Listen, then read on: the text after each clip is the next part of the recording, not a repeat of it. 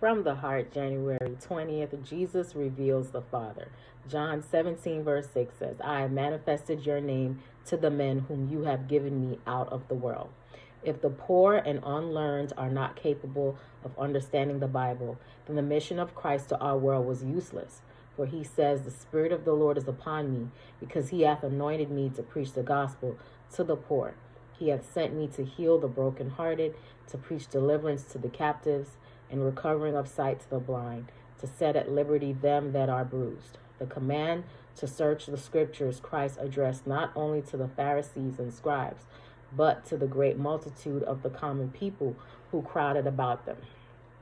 If the Bible is not to be understood by every class of people, whether they be rich or poor, what would be the need of the Savior's charge to search the scriptures?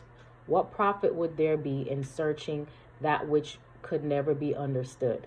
The duty of every intelligent person is to search the scriptures. Each one should know for certainty the conditions upon which salvation is provided. The Pharisees and the religious teachers so misrepresented the character of God that it was necessary for Christ to come to the world to represent the Father.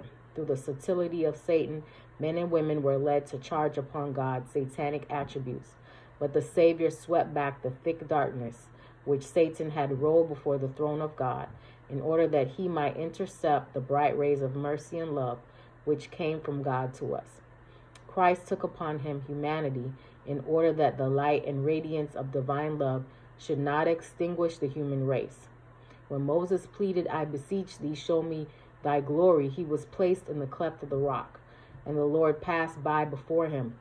When Philip asked Christ to show them the Father, he said, he that hath seen me hath seen the Father.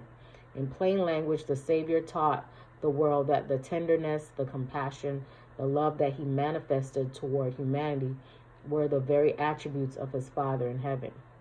Whatever doctrine of grace he presented, whatever promise of joy, whatever deed of love, whatever divine attraction he exhibited, had its source in the Father of all.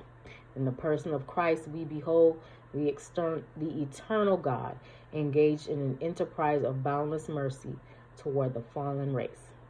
Hope you have a great day today. Live from the heart.